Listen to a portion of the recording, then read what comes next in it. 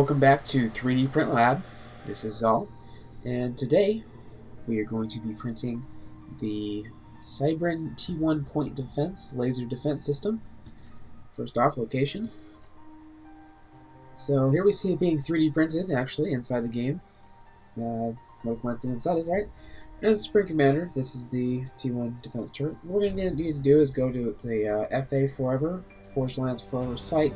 They have a whole directory, and you can find the model names and their IDs within the archive. I'm just going to find it in the archive here, and we're just going to go ahead and get out the crypt file, and I'm just going to import it into Blender first, and then export it out as an OBJ, or I think maybe an STL, either way, and bring it into 3D Expanse. Now we're going to do some coordination. Our first round of coordination is going to be a solo coordination. This is going to be the model without any support whatsoever. And this is going to mean that we're just going to print the model as is. And this will be our control for the entire episode. And we'll see what everything is compared to this. Just going to convert it off here, bring it into Makerware. We're going to slice it, and we see that it will slice, and there will be unaccounted overhang, and well, so let's see what issues that causes. So we're going to go into production, iteration 1,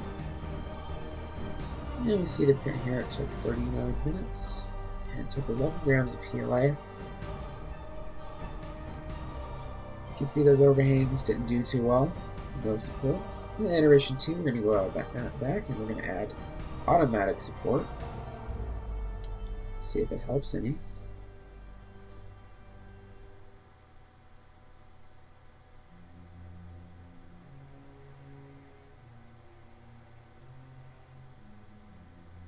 Here we see the automatic support.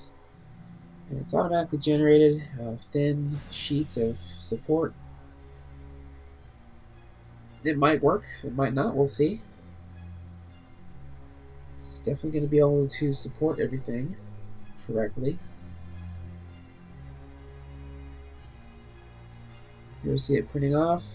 It took 56 minutes, and it was also 11 grams of PLA. It might have been a little bit more PLA, probably more like 12 or 13, but my scale was agreeing with me. Here it is, completely supported. Now we're going to do iteration 3. So for iteration 3, we're looking at the last iteration here.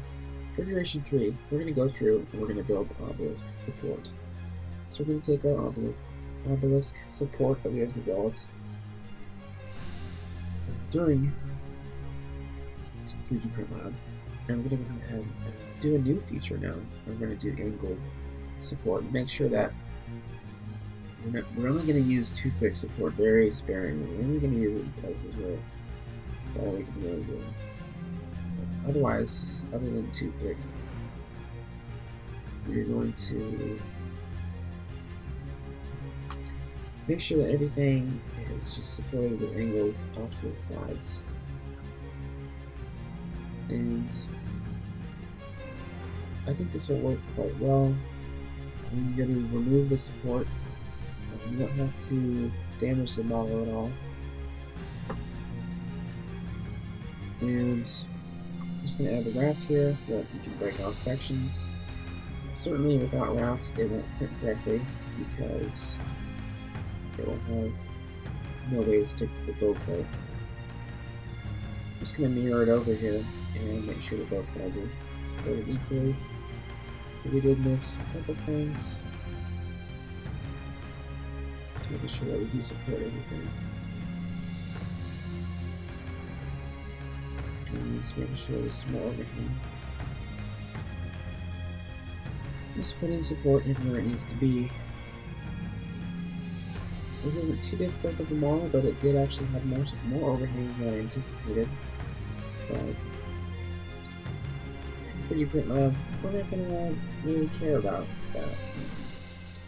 You know, it doesn't matter what the model looks like or how much overhang it has. We're going to get it to print, and we're going to die trying.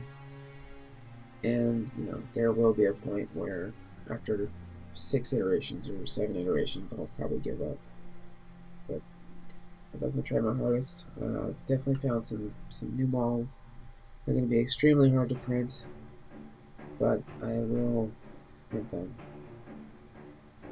And it will be with easy to remove support, which is not that block that just printed.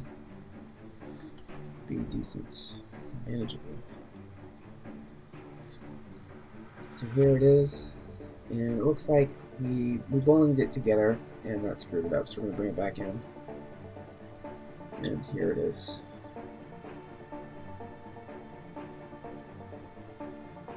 So we're going to go through the layers here. It looks like everything will be supported by the obelisk support, and will also be easy to remove, and it's not going to interfere with the geometry because it's off to the sides. So as we print it off here, it's an hour and a half, 12 grams of PLA. Much longer to build because of the supports, but an extra half hour makes sure that the model actually comes out correctly. So definitely worth it to do that. Here it is. Actually, you can see on the left there that one of the supports did fall over, but it was actually still able to print. Quite amazing that even if in the event of a failure, it can still try to print. I'm going to do iteration 4 now. I'm going to bring in the Mesh Mixer, and this is a new program that we're going to be using. And I've heard that the automatic support generation is pretty decent. I'm going to put it to the test, put it to its first test here, and see how it does. In addition to automatic support, here it is. You can also do manual support, which I think that's probably what we'll be doing with Mesh Mixer from now on, but we'll get into that later. And you can see it just kind of builds trees, and really not the best support. As you can see, the obelisk support that we just built had nothing to do with supports being within the geometry of things off to the side. Anyway, we're just going to test it out anyway and see if it works. And slice that off.